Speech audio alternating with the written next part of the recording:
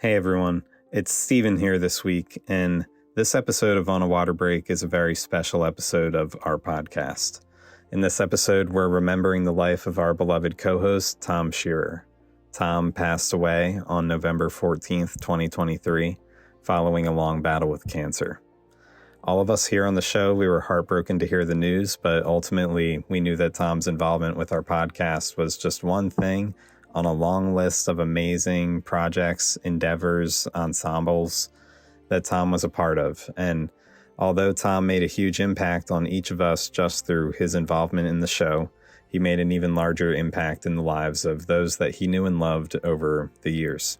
So, to best remember the life of Thom Shearer, we've asked some of his closest friends and mentors throughout his lifetime to come onto the program and share some of their favorite memories of Thom. On the sidelines this week, we are joined by one of Thom's first and most impactful drum instructors, Chris Dufault, alongside some of his closest friends throughout his lifetime, Keith MacGillivary, Chris Correia, and David Landers. Chris Dufault, could you introduce yourself and get us started? I live in Florida right now, Jacksonville, Florida, but I lived up in Massachusetts forever until 2 years ago, and I taught the Nashville Spartans forever, and that's where I met Thom. Thom came over to us from another New Hampshire drum corps called the Granite State Garrison. Him and a couple of his buddies came over with us. Don't even ask me the years. Chris and Keith know better than I do.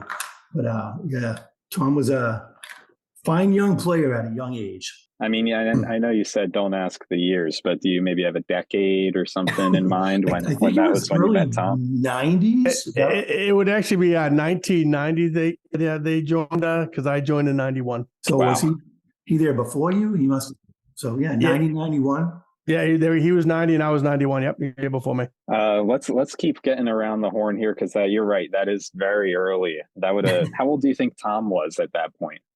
11, I think, is when he said he started. No, when he was at the Granite State Garrison, maybe 11. He was probably in the 15, 16 range. About 16. Okay. Yeah, about 16. Yeah, because he wasn't the driver, but then I think eventually he was able to drive. So let's give it 16. 16 in marching drum corps. That's amazing, especially if he was doing stuff since he was 11 at another ensemble. That was way sooner than I got into it.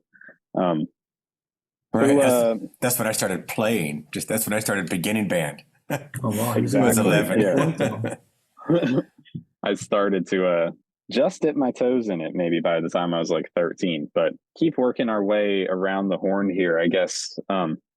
Did anyone else kind of meet Thom while he was marching, or did you guys meet him later on? I met Thom actually with Chris Dufault. I joined the Spartans in 1991. So I got to meet both Chris Dufault and Thom the fall of 1990. And that's the start of a very odd relationship back then, but it was a lot to learn from the good side, the bad side, the ugly side, and there was a whole lot of fun in between. I could imagine it. And could you also maybe introduce yourself and give a little bit of your background, Keith? Yeah, my name is Keith MacGillivary. I'm up in New Hampshire. I march drum corps with Thom. I didn't know this. So recently, I'm actually Thom's age. He's like a month and a half older than me. I thought he was 2 years older than me, and then all of a sudden I realized that we're all the same age. So that was something new to learn. And I met Chris at the same time. Chris was my instructor for a bunch of years and a mentor. I think in some ways always will be a mentor. So I appreciate that, Mr. Dufault, as I'm sure Thom felt the exact same way. Chris Correia, you'd be up next, right? Yeah. So my name is Chris Correia, and I'm the little brother out of this little group here. Not so little anymore, but so I grew in the East Coast, and this will kind of paint a picture too, because Keith was in another drum corps prior to the Spartans, as was Thom, as was I. So I was in a few different drum corps, and Thom Shearer had a bit of a reputation, not for any bad reasons, but like Thom had a swagger about him. He was a section leader of the Spartans when I was coming along. I was in the satellites of Worcester and Buccaneers in Lowell, Massachusetts. And by the time I got to Spartans, Thom was in the Boston Crusaders. Knew about him. In fact, I think the first time we officially met, I accidentally kicked his drum at individuals in 1995 in the hallway. And then about a half a year later, we started hanging out, and we became very, very fast friends. And we taught many high schools together: Plymouth, Massachusetts, Salem, New Hampshire. And What year? What years were those, Chris? Let me see. So, a Plymouth, Massachusetts started in '96. That's a funny story because Thom actually came to my house because he knew I had drumsticks and he needed drumsticks to resupply his line. And I said, well, let me tag along. And letting me tag along began my teaching career. So, '96 through '99, we're at Plymouth, Mass. We did a few things in between then, but more significantly, we went together to Salem, New Hampshire high school in 2002. That was their first year going to WGI. I think they were 25th.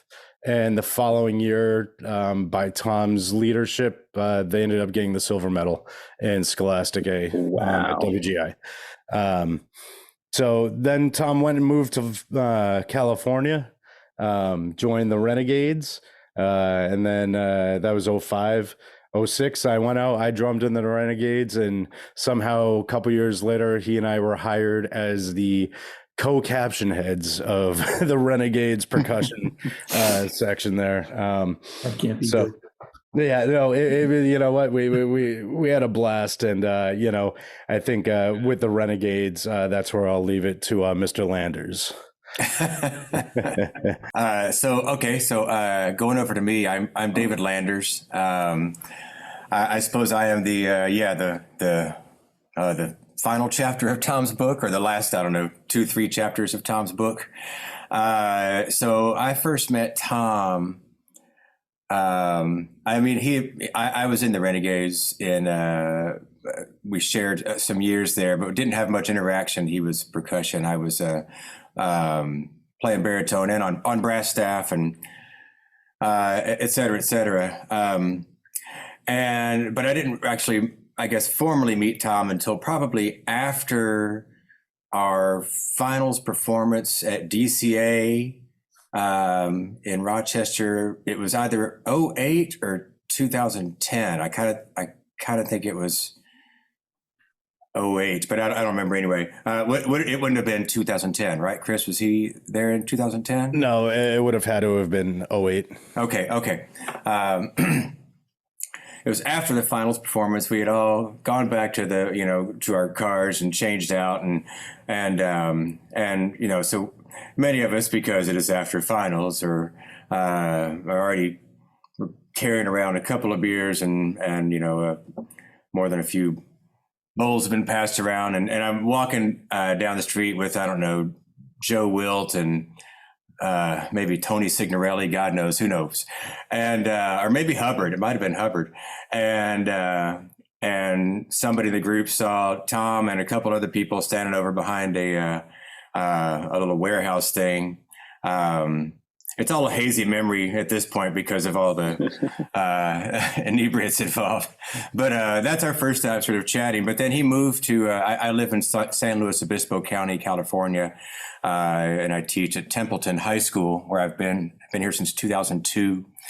Thom moved to the area in, I think, 2010. And then he came along with Zach in 2011. We didn't have a marching band in 2010. It was that was a hiatus year of the marching band. But 2011, we brought it back, and Thom came on as staff that year, and he's been on staff ever since. And in that time, he has brought a child into this world. He was married and divorced. He worked at a few different jobs, lived at a few different places, smoked more than probably 700 pounds of weed.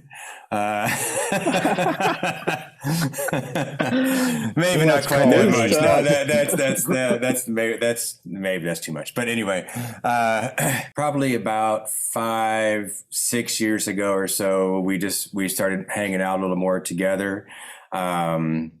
And just started becoming closer friends. And then when he got the cancer diagnosis, And at the time, I don't remember, I guess Zoe wasn't, anyway, it doesn't matter. But then anyway, just to sort of wrap up my connection with him, then I've basically been with him through the last, it was 4 years ago, last month, that he got his diagnosis. And so I've been, with him, and I like to say that I'll take a little credit for hopefully adding at least a year to his life. So I guess I maybe am the last chapter here, or the addendum at the back of the book. Okay. The addendum at the end here.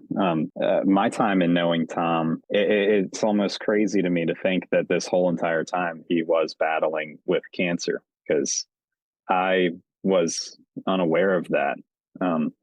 So the only way that I knew Thom was just through these podcast episodes, which it turns into a really interesting thing when you block off time each week where you're just going to sit down and talk to someone.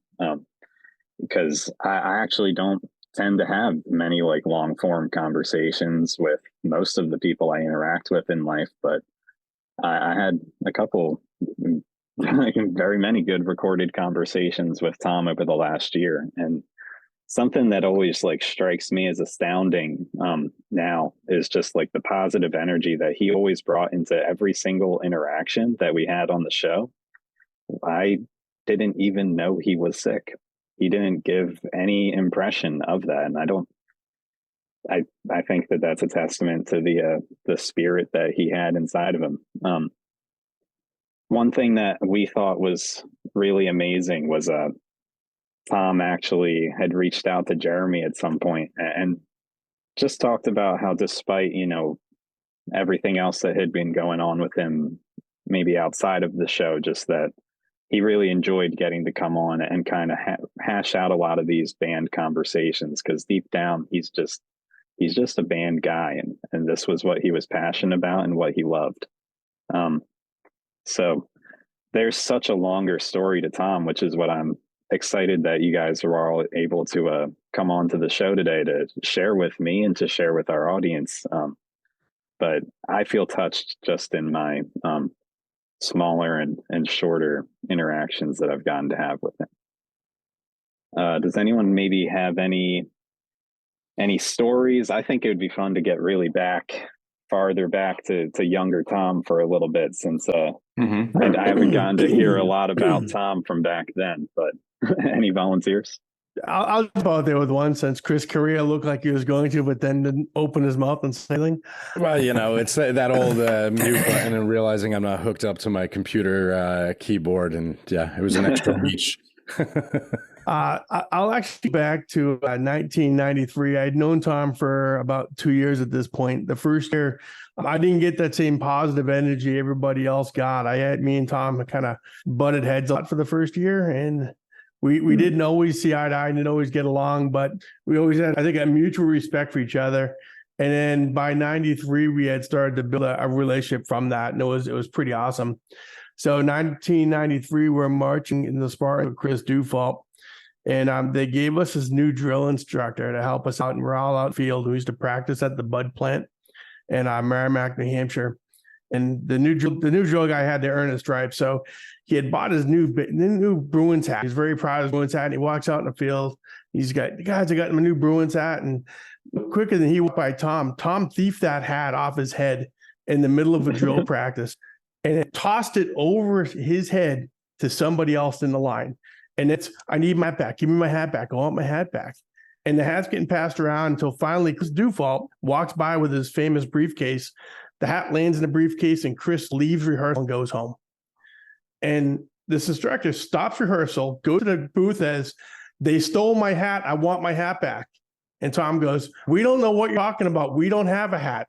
And Chris had been gone for like a half hour. The hat was gone. And I don't know when the hat came back, but it was a pretty funny that Thom did that. I never knew his hands were so fast until that hat was off his head and like passed about 5 people down in the middle of a rehearsal. So that was a fun time.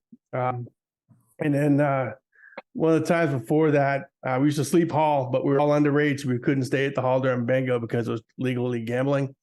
And may or may not have got ourselves locked out of the hall.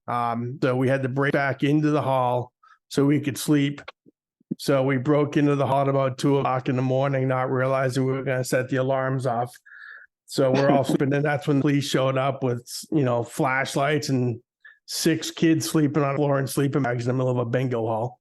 So that was a fun time back in 91. And I didn't think Tom could break into a door, but he could do that too. That was a talent he had that I don't think I knew we had at the time. So those are some early fun times that we did have. Yeah, it's a little, it sounds like young Tom, he was a bit of a joker, had a lot of energy, was getting into some hijinks. Maybe Chris Dufault, what do you think was your first impression of Tom back then? First impression, when Tom came over from the garrison and everything, and all those guys were playing, he was actually pretty good, and he's the one I wanted. So it worked out pretty well. But when Chris Correia, at the beginning of the meeting here, said it might be more of a roasting than anything, I think Keith is hitting it right on the head. My best memory of Tom, kind of like Keith's, may not be positive, may or may be, because it's with Tom and his mother. We had a Labor Day parade in Marlborough, Mass. And for some reason, we were kind of at the end of the parade instead of the beginning of the parade. So everything ran late and da-da-da-da. And at the end of the parade, I was kind of like the assistant manager at the time and said, oh, this is what time the buses are rolling. And that's what we do. I didn't do head counts or anything like that. It's like, the kids were big enough and old enough, they should know how to get on a bus at a certain time. So that time came and we left. And we get back to Nashua. It's not that far away, 45 minutes, and Tom's not on the bus. And his mother met me. She was ready to go. Tom went to McDonald's because he was hungry. While the rest of the bus was rolling. Tom and I get along really well after that. I've heard his end of that story so many times. I bet you did, because his mother came at me and said, Mrs. Shearer, how old is Tom? And I think she said 17. And I said, enough said. We should know how to listen to directions by now. And we get along really well after that, me and Mrs. Shearer. But yeah, Tom had to keep track of that young man sometimes. What was his side of the story? Just coming out and there being no bus. That maybe was his entrance to the Boston Crusaders, because the fifth base named Fridge gave him a ride back to Nashville. So it's all comes full circle, Recruitment started. Yeah, the rebel. But it was a good lesson for him. Yeah, that's pretty funny.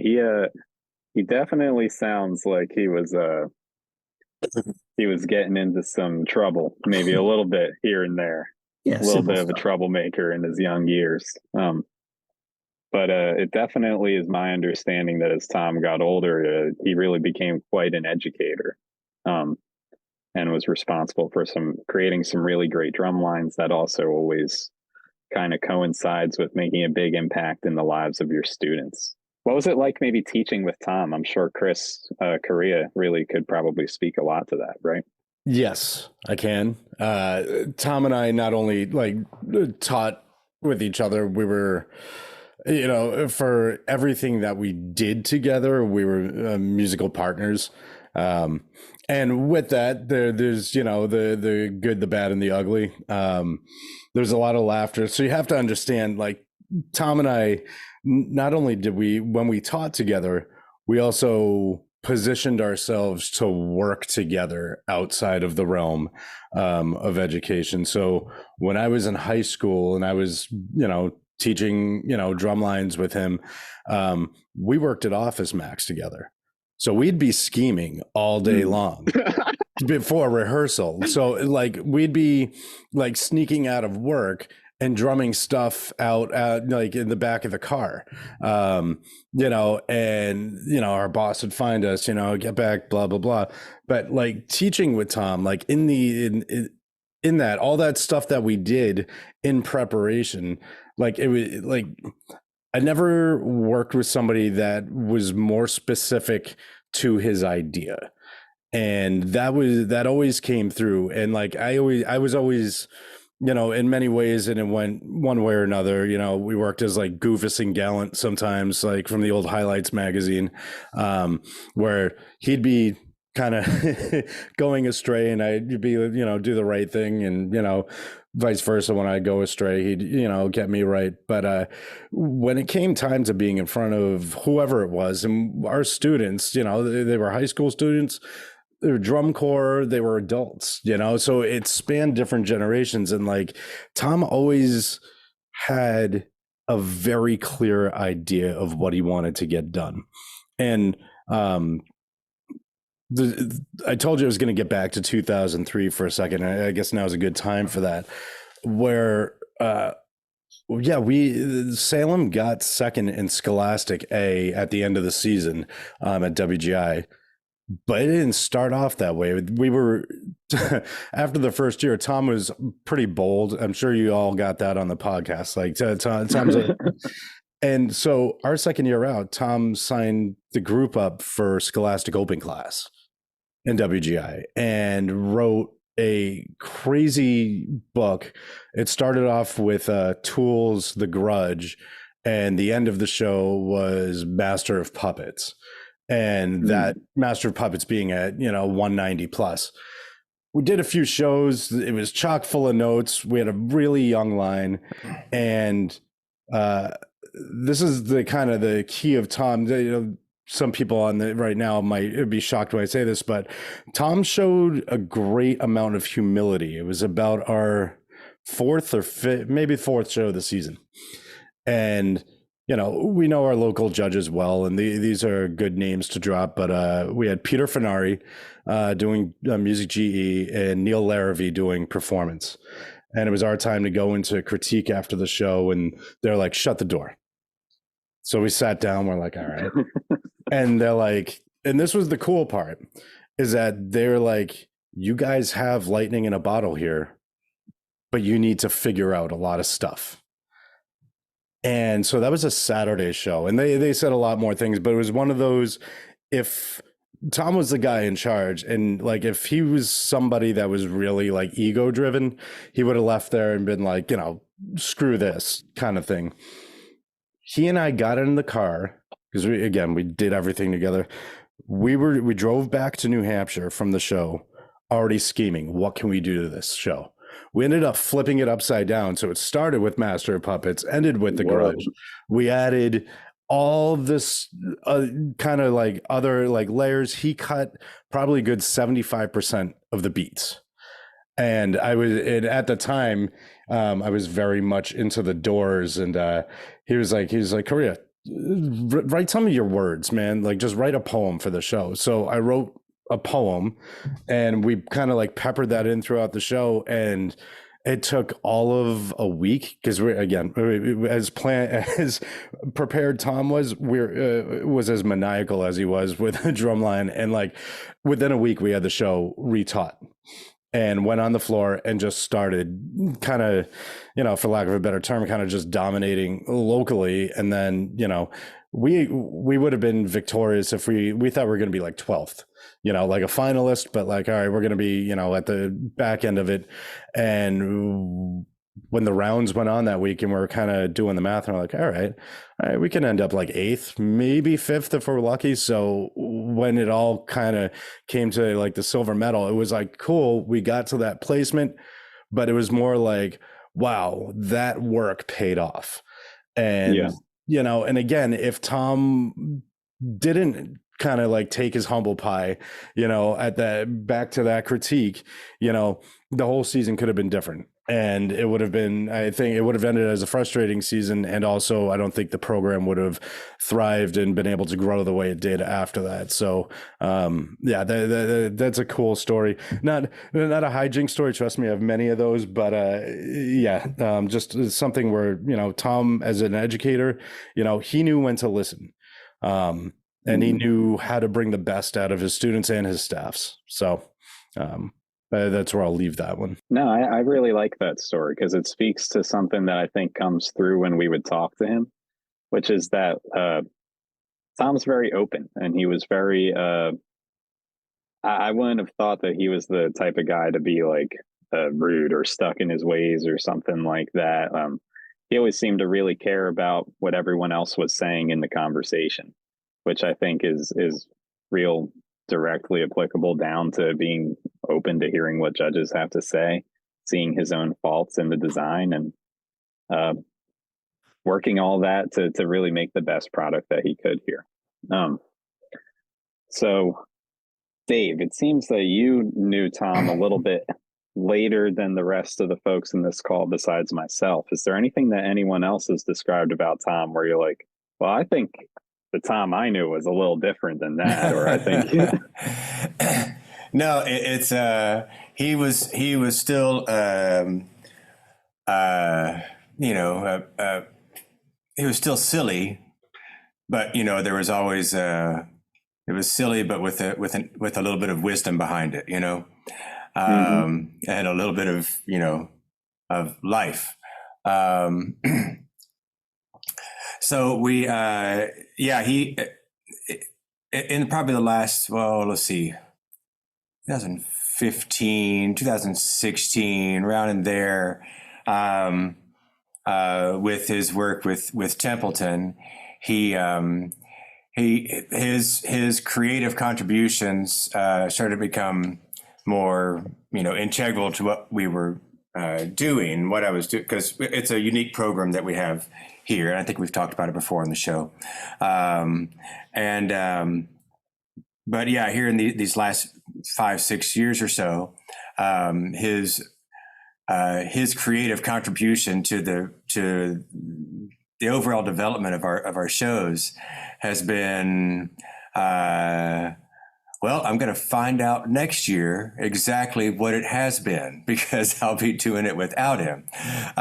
So that's I have to admit, I'm a little bit anxious about that, because so often just these shows would develop out of he and I just sitting around, and maybe a few other people every once in a while, but mostly just him and I, and just bouncing things off. And then we take, a giant idea that Thom has, and eventually we scale it down to something that's workable and affordable, and practical. But still, he had these great, like Chris said, this way of examining the product, and how can we, even into the last week of the season, he's wanting to make big changes to the show, and I'm like, no, we just freaking learned it all. We gotta just clean, He's still wanting to evolve the show. Yeah, I liked two big good words that you used to describe Thom throughout there, which I think were creative and wise. Very creative guy, but also had the ability to kind of reflect back and at the very least provide a great education that I always thought that there was something that I could learn just talking to Thom about band. We are going to throw to a quick break, but we will be right back with you guys in just a moment.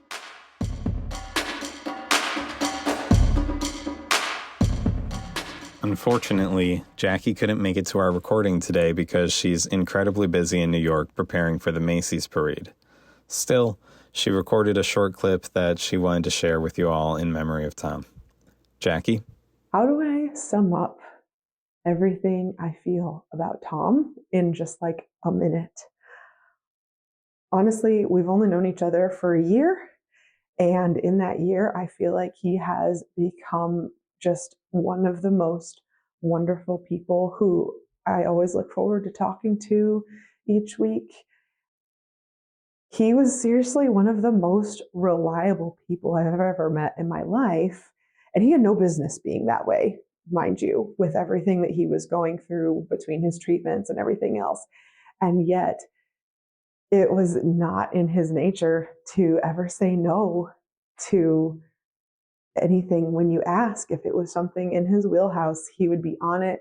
I absolutely loved getting to know him through all the interviews we did together, through all of the episodes that we co-hosted, and I already miss him so very much.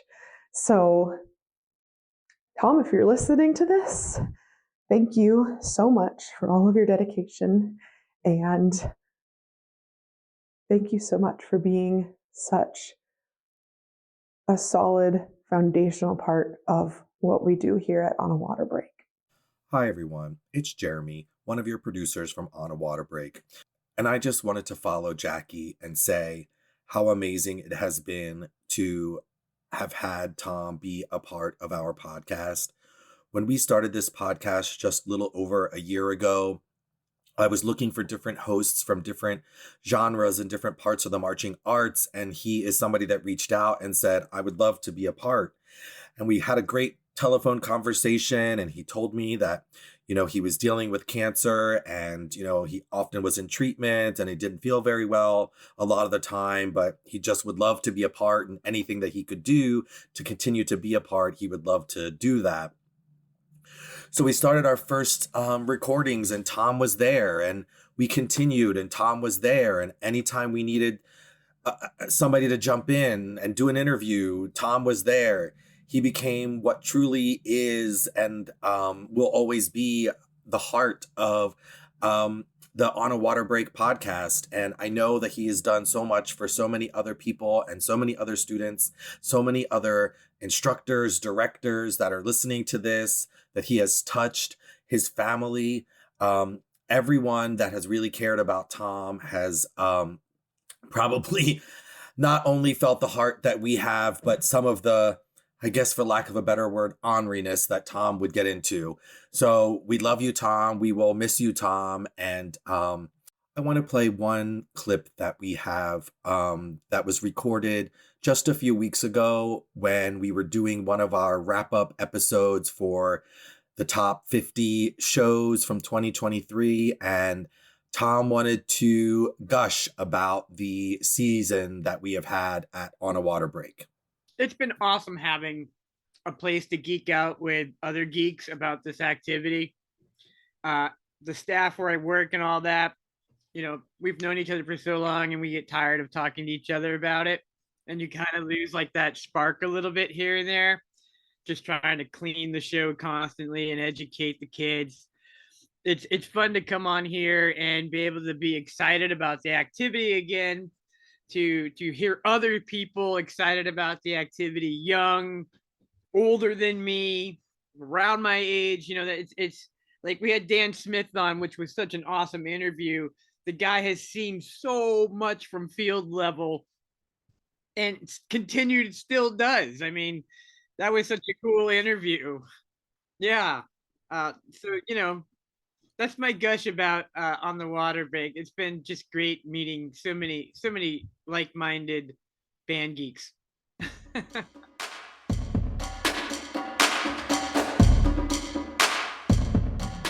All right, we're back.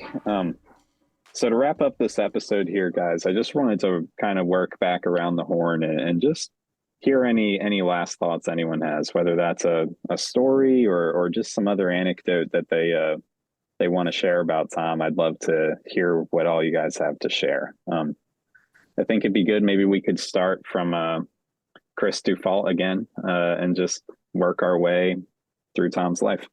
Chris, what do you have? Sure. Like I said earlier, I got Thom as a teenager, 16, 17 years old, fine young guy, came over from the other side of the state, the western side of the state. Nice kid, came over with a group of other guys that came to drum with us in the Spartans. Did really well. He fit in really well. We were glad to have him. Kind of lost track of him, like everybody was saying, when he moved out to California and everything. But kept track of his career and everything, and through the Renegades and everything, and saw all the pictures in black and the sunglasses and everything else. Got to hear tonight about where he was the last few years, and knew of his issues with the cancer thing over the last couple of years, and was saddened like everybody else last Saturday when the word came in of his passing. So rest in peace, Thom. Rest in peace to Thom. We all agree. Keith, do you want to pick up with that? Yeah. So I'm going to share funny, and I'm going to share something that ties a lot of Thom together, not just music, but personally. One thing that Thom enjoyed to do was to get a good laugh. And every now and then he'd yell down to the rest of us in line and say, "Hey, we're going to do a bare-ass run-through." But nobody else would know but us. And Killer Chris, yeah. And back in the 90s, the drum line was usually in the back. So nobody really know. We slide the back drawers down a bit. And then halfway through the show, there'd be a backfield part where we'd all turn around and the whole crew staring at us. And we're turning around and they all get to see the rear end. So we always had a good chuckle out of it. So that was always fun for all of us. It happened a couple times a year, and it was always Thom's fault for, I have no idea why. But on another side of Tom that not everybody realized, and back to what Chris had mentioned during that critique, was Tom was an astute listener. He gave great advice. I don't know if any of you guys ever called him for advice, but teenage Keith and early 20 Keith would call Tom with whatever problem I had, and in a very short order could give really good advice just to guide you through. Now, I don't think he took his own advice back in those days, but if you were struggling with something, he was a great sounding board just to say, hey, this is what's going on. What do you think? And he was really, really good about sharing a good, honest, clean thought and kind of could guide you through whatever it is you were trying to get through at that given time. And that's something that as I grew away from Tom when he moved out west, I missed immensely as I got older. I truly appreciate it, and I appreciate him for that. So, Tom, I love you like a brother. See you soon. Not too soon.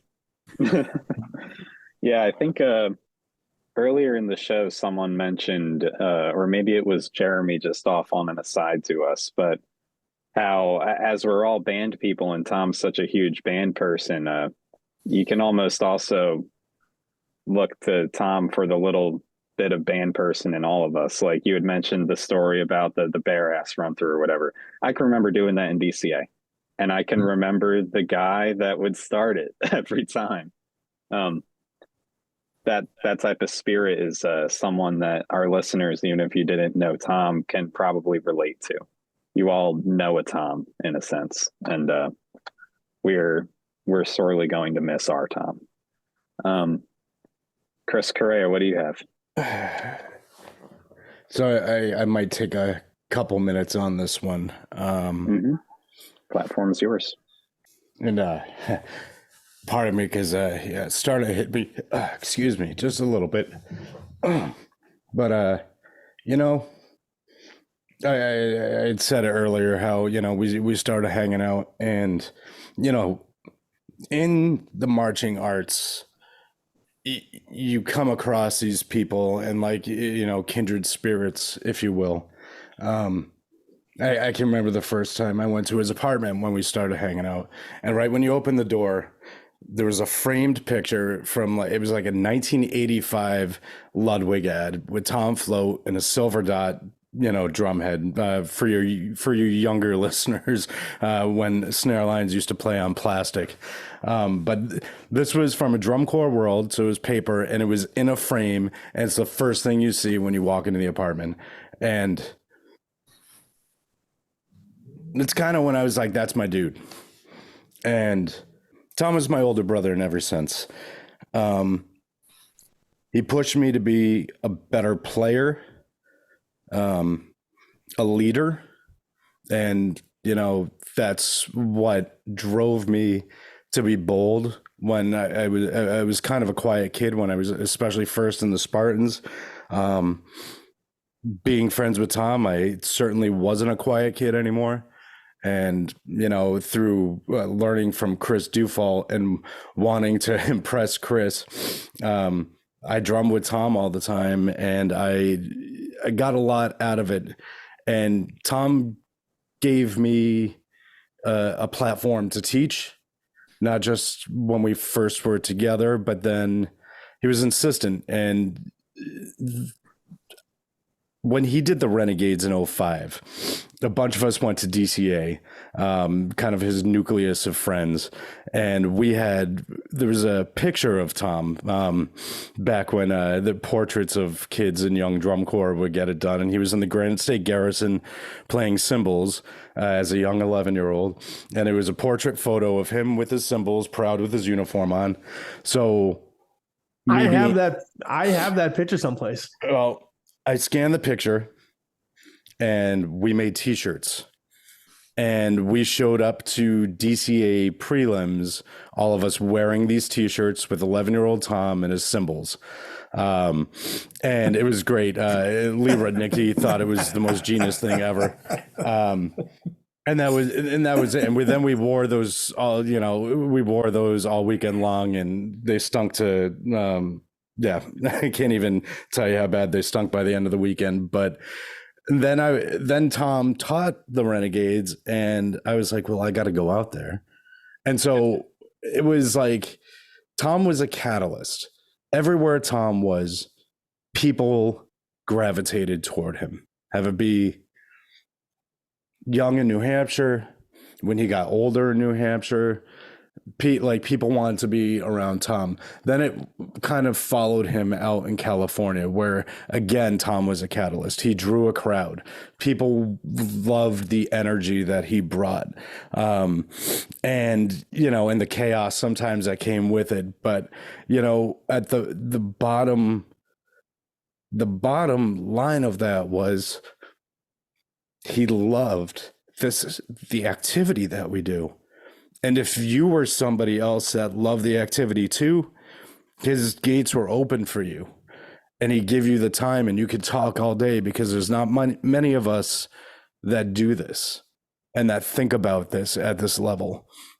And so it's like, again, kindred spirits, like that goes in and out with life, the activity, and then your bond with the person. And in every sense of the word, Thom was my brother.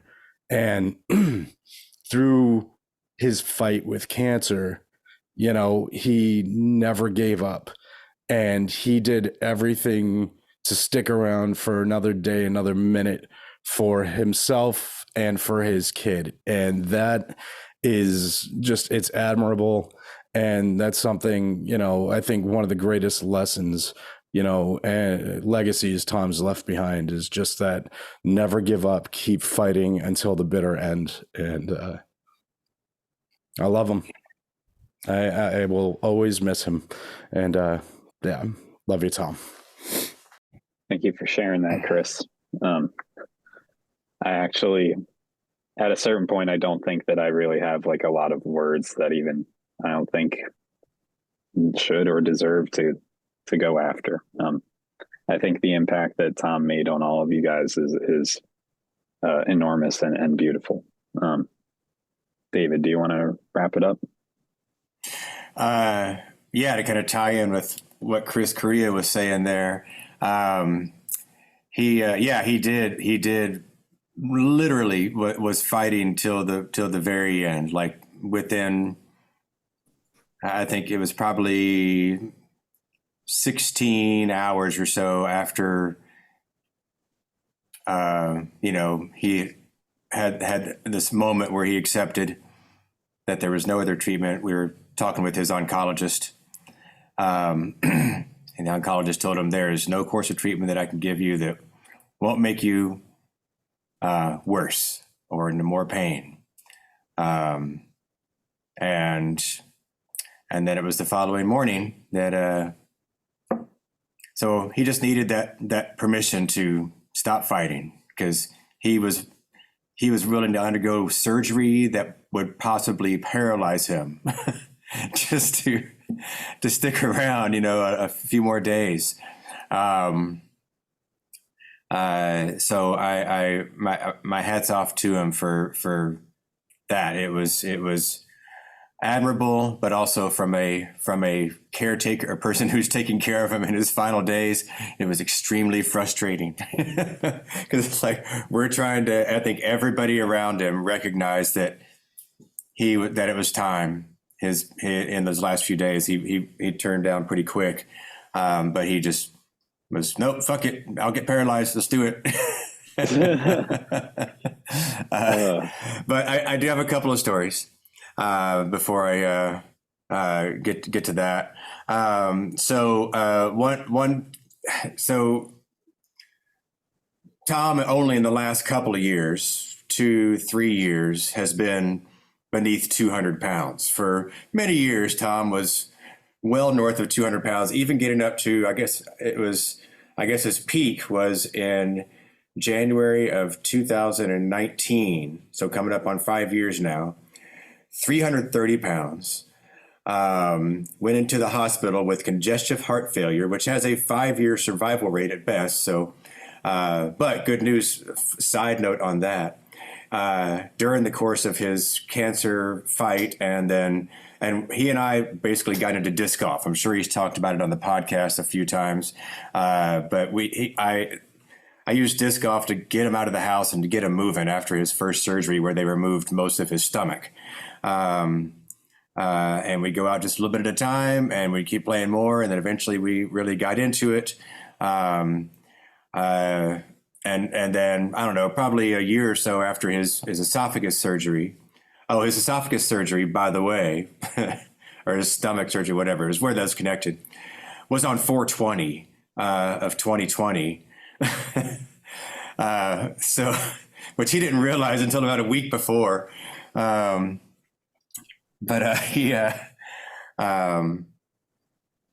that was during COVID time. So I was able to, take him to the hospital and then able to stay with him for for a week or so after his surgery, and was able to do all my classes from his apartment. So had it not been during COVID time, I wouldn't have been able to provide the help that I was able to. But it was, about a year later in March, was when they poked a hole in his skull to get to a brain tumor. And so he had a full on head bandage. And 2 weeks after brain surgery, he and I are doing a 2-round disc golf tournament. He's still got a bandage over the hole in his skull, and he's doing this. And this is a long course. And it was a shotgun start, and we started at the very back of the course. So we basically walked this, we had to walk all the way to the back of the course, do the whole course, walk all the way back for lunch, then walk all the way back out there for the second round. And oh my God, it was a lot of walking that day, 2 weeks after that son of a bitch had brain surgery. I still can't believe he's still, it's like, God, we got to do this. We can do this. And geez, actually, anyway. So, but yeah, it was crazy. It's a testament to that energy that we keep kind of just referring to throughout many of the different stories. Just driven, won't take no for an answer. No. But yeah. Anyway, where I was getting with that was he was a large guy, and he loved milk, even though milk didn't love him. And he would fall asleep on the couch with a bowl of cereal resting on his belly.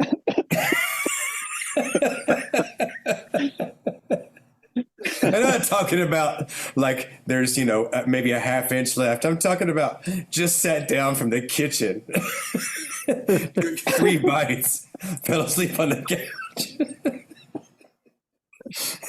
That's funny. That's really funny. We went up to Granite Bay, Sacramento area for a winter drumline show back in 2015. And he was in my car. I told him, we went to this market or something, and he bought a whole freaking half gallon of milk to drink that night at the hotel. That's like, great. Oh yeah, but he was a mess. Loved him. He was silly, but he was sometimes a mess. Can either of the Chris's chime in? Has he always been a milk enjoyer like that? I just wanted to interject real quick, and I'll let you continue, Dave. But I'm going to admit something to you right now. In 2017. When I picked you guys up for when you came over for Allentown. Oh, right. Yeah. At Logan Airport, Thom had got so large, I passed you guys. I had to do a whole loop because I didn't recognize that it was Thom. And I had to do a whole loop around the airport. And then if you don't remember, when we got to my house and my car bottomed out at the driveway and you were like, does that usually happen? I said, never.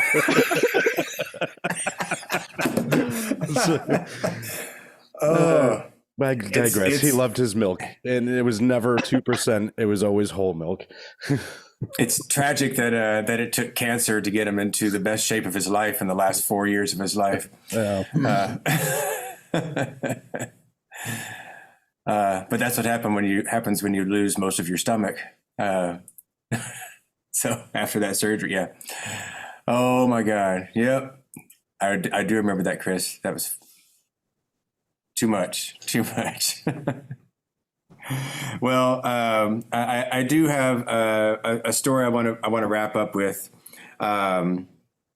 Just sort of it ties into everybody's, and particularly Chris Correia's just talk about his tenacity and how he just fought to the very end.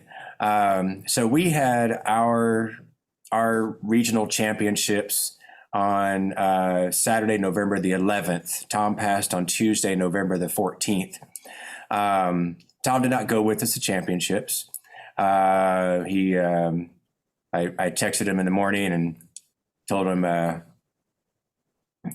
get coffee on the way because we're not going to stop on the drive. And he said, I'm in the ER. And long story short, he wasn't in the ER. My wife wound up not going to championships. She took him to the hospital, and that's where he stayed. But we had the day before that was Veterans Day observed, and we had just a short 2-hour rehearsal that Friday morning from like 10 to 12. Thom was there for that rehearsal.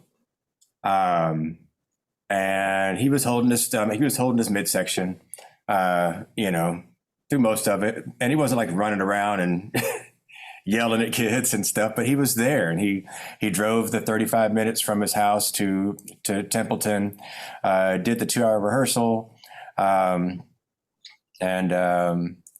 stuck around for a while. And then apparently by Friday night, he couldn't walk to his car from his apartment.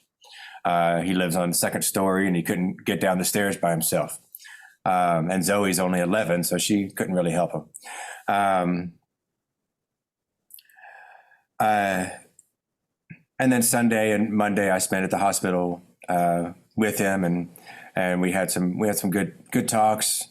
But it didn't occur to me until I called Chris Correia on Tuesday morning as I was driving to the hospital after I'd already, because he passed before visiting hours. So my wife got the call, she told me, and then I headed on to the hospital.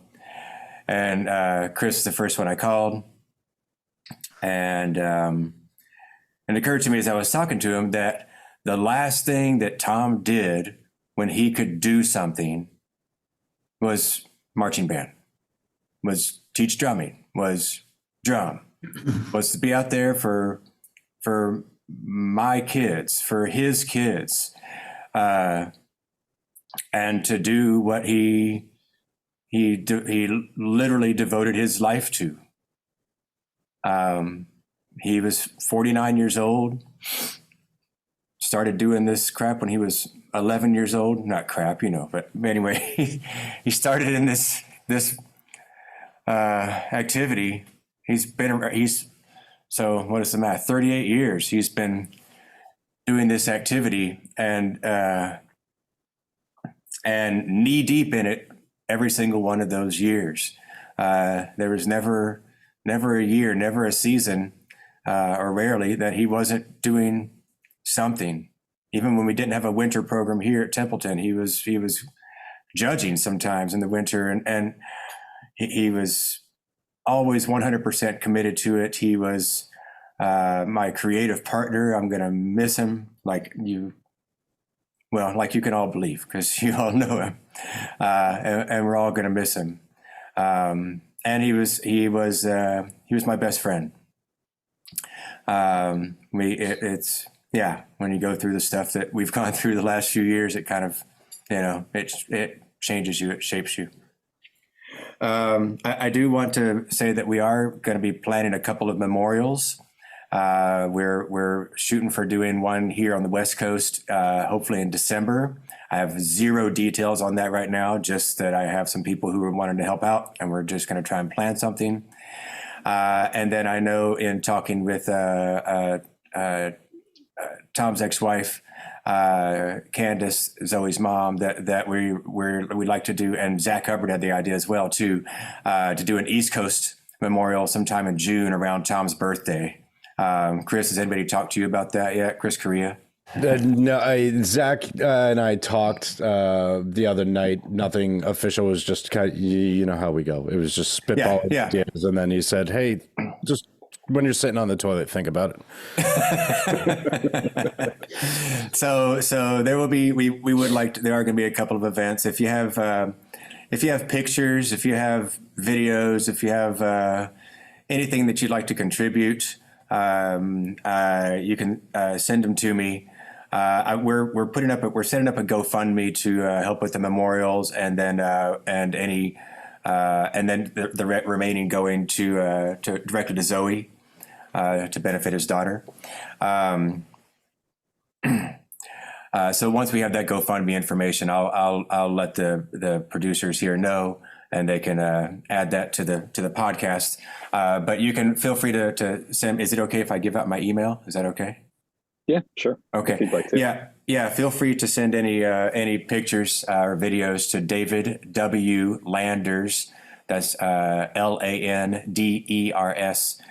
@gmail.com. I'd love to have them. I'm going to try to put together something for these memorials. Well, I hope that anyone who's listening who has anything that they could contribute forwards them along to you, David. I guess at this point, I'd just like to thank everybody for coming along and sharing these wonderful memories and anecdotes about Thom. I think this conversation, it almost shapes. I've heard people say band is life before, and it's always been like a little joke or whatever. It's not something people say that seriously. But for Thom, band was life in the best way. He brought life to everyone through band. It was what he seems to have loved to do most, and what he devoted a large portion of his life to doing with the people that he loved. I feel blessed to have known him for the small time that I did. But I can tell that he clearly made an enormous impact in all of your lives, as well as the lives of all the people that he taught and marched with. So I guess to conclude, thank you all for coming and discussing and remembering Thom with us. I think if there's maybe one last nice thing to leave it on, Thom will always be with us on this podcast, because Thom's voice is memorialized in the intro theme of the song. I believe right before Jackie would announce the episode and say, "Hello, everyone," or however she starts every episode, I think Thom is the last voice in the intro, and I think he says, "I'll see you at the show," or something to that effect. That's perfect. To Thom, we will all see you at the show, and I'm glad to have been there with you. Thank you all for coming. Go practice. And we'll see you at the show.